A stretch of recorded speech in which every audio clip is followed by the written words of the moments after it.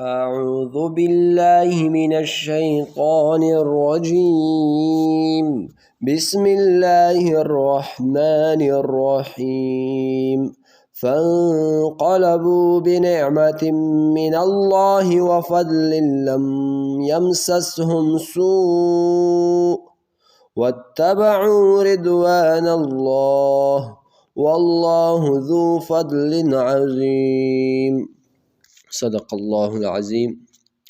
نن به د سوره آل عمران درس نمبر 204 شروع کو.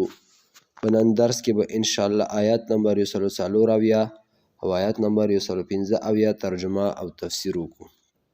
فانقلبوا نو واپس وګرځېدل دا مؤمنان بنعمت من الله په نعمت سره له جانبه د الله وفضل او په فضل سره په احسان سره په رحمت سره د الله د طرف نه لم یمسسه چې ونه رسېده دغه مؤمنانو ته سوء هیڅ قسمه بدي یعنی زخم قتل او نه هزیمت تکلیف وغیره. واتبعوا او تابعان شول د مؤمنان رضوان الله د رضامندۍ د الله ذو فضل او الله چختان د مالک د فضل د احسان د رحمت عظیم چې ډیر لوی ده. انما بشکه دا ذالکم الشیطانو دا شیطان چې ده دا سړی شیطان چې ده یخوف اولیاءه چې تاسې ډاروي ای مؤمنانو له دوستانو خپلو نه چې هغه کفار دي. فلا تخافوهم نو ما ډارېږو تاسې له کفارو څخه وخافوني نو تاسې صرف او صرف ما نه وډار شو ان کنتم مؤمنین که چېرته تاسې څه یوئ مؤمنان یوئ. درس خو تعلق د پروني درس سره معلوم او واضح ده چې هغه ورځ موږ تاسې د غزوه احد کیسه روانه کړې وه. غزوه احد کې موږ دا خبره کړې وه چې کله مؤمنانو جنګ شروع کوله نو عبدالله ابن ابی د خپلو 300 کسانو سره نیمې لیارې کې څه شه اروت خوا او همدارنګې مسلمانانو بیا عرضي شکستو ته میلاو شه خو بیا هم استقامت یې وکړه جنګ یې وګټله.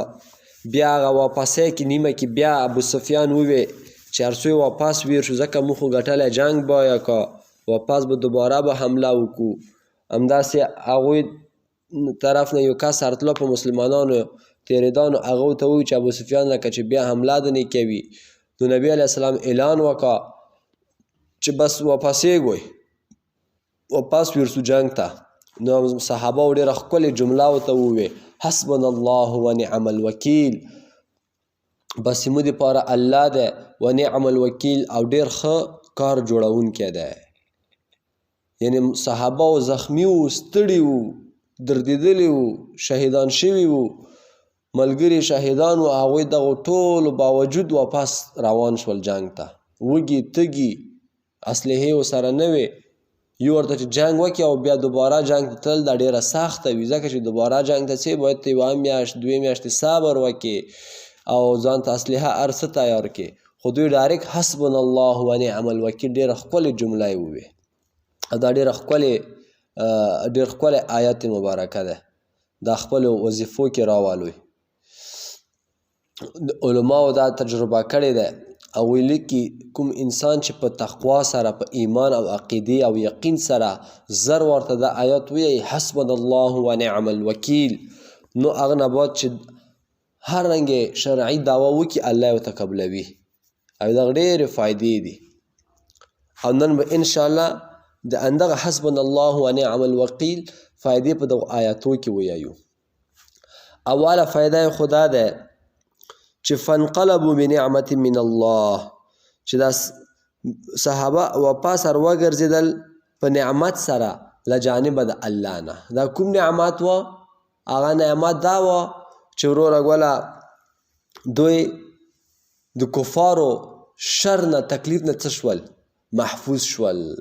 جنګ یې څه کا وګټله نو جنګ یې وګټله هغه کفارو هغه حملې نه څه شول الله پاک دوی محفوظ کړل ځکه که جنګ یې نه وای ګټلی کفارو پرې غالبه شوي وو ټول به خدای نه خواسته شهیدان کړي وو یا ټول به قیدیان کړي وو، ډېر لوی شکست ته به مخ شوي وو. نو د حسبنا الله ونعم الوکیل لویه فایده څه شوه چې الله فتح دوی ته ورکړه. بله فایده شی وه وفضل لم یمسسهم سوء، او داسې فضل او داسې احسان او رحمت الله د جانبه دوی ته میلاو شو چې دوی ته هیڅ تکلیف ورکې ونه رسېده. یعنی حمراء الاسد هلته یو بازار وه، صحابه و هلته ښه ښکلی تجارت ورکې وکړه، همې جهاد وکړه، همې ګاټې وکړې، همې نیکۍ وګټلې او همې ښې پیسې وګټلې.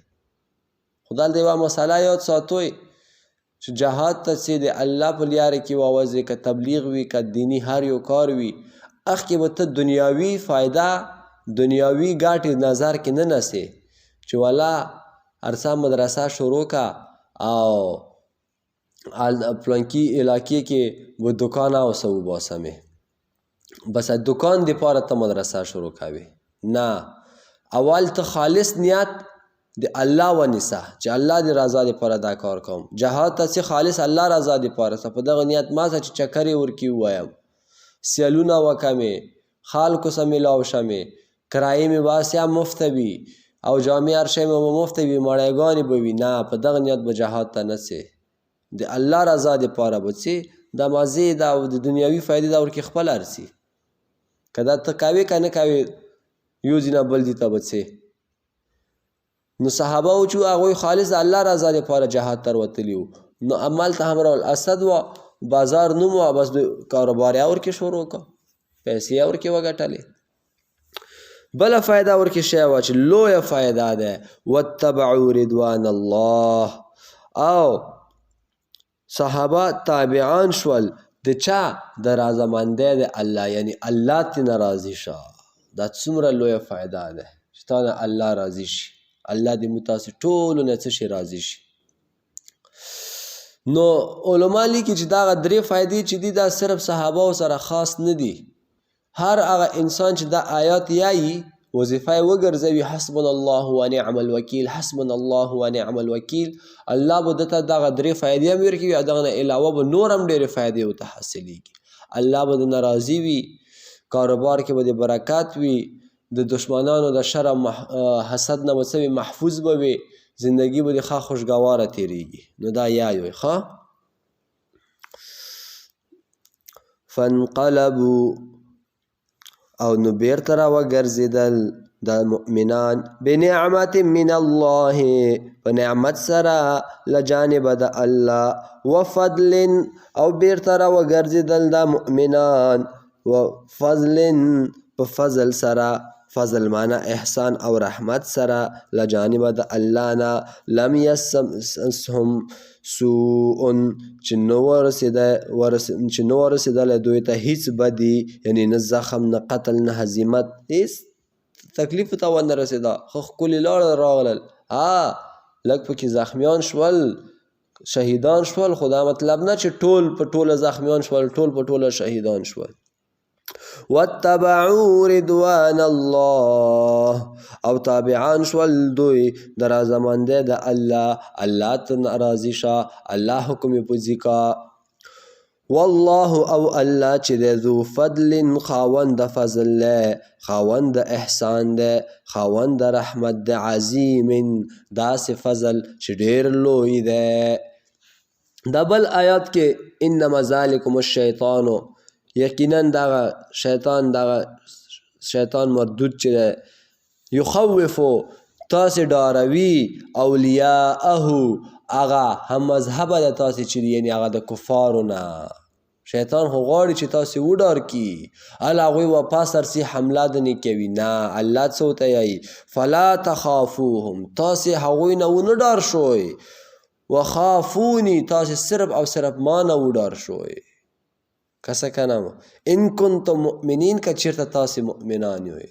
کسه دلته شرط ولګېده، مؤمن سړی د الله نه ډارېږي. ښه، چې مؤمن نه وي دا بیا هر چا نه ډارېږي. نو کوشش وکړو چې ځانونه مؤمنان جوړ کړئ، مؤمنان صفات ځان کې پیدا کړئ، قرآن او حدیث نه ځان خبر کړئ، علماو سره ناسته پاسته شروع کړئ.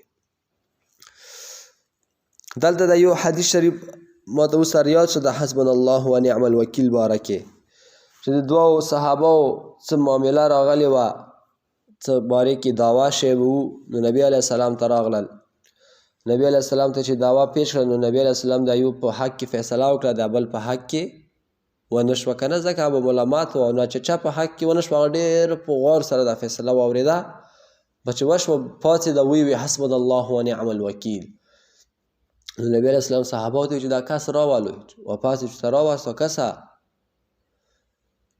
دا تا چې دا دعوه ووایي چې حسبنا الله و نعم الوکیل مطلب دا چې ته ځان ته خپله خپې لاسونه متاوې او بس غلی به کښېنې او الله به تا کارونه کوي نه ته داسې وکړه چې اول خپل اسباب خپل کارونه هر څه ځان ته برابر که هغه نه بعد دا دعا وکړه هغه نه بعد په الله توکل وکړه ایمو ډېر خلک دي بس وروره ګوله الله شته دی که نه الله خو شته دی خو ته خو هم لږ حرکات وکړه بس دعاګانې کوي یا الله ما ته موټر راکړې ما ته کور راکړې ما ته دا راکړې ما ته دا راکړې او چې وایي چې 4 ساعته به خوب کوي یا به 4 ساعته کور کې جنګونه کوي یا به 4 ساعته ملګرو سره استه دسته ګرځي او بیا به ګیلې کوي چې ما کارونه نه کېږي نو تا کارونه به چېرته وشي توکل دا مطلب نه دی چې بس دعاګانې کوه توکل دغه ته ویلی شي چې ته به منډه وایي هغه نه بعد به په الله توکل کوې خپله خواري به کوې پیسې به ګاټې بیا به توکل په الله وکړې بیا به الله تا ته په دغو پیسو کې په دغو منډو ترډو کې برکات شوي او کار به دې څه کېږي جوړېږي انشاءالله تاسې به لیدلي ډېر خلک تکلیفونه کوي منډې ترډې وایي وینه یې دوی نه کېږي ویلې چې په الله یې توکل نه وي یو نیم سړی وي منډې ترډې وایي خو دومره ډېرې نه خو الله نه توکل وي هغه ته الله پاک هر یو کار جوړوي نو په الله توکل ساتئ ښه نن دې پر همدا درس بس دی وما علینا الا البلاغ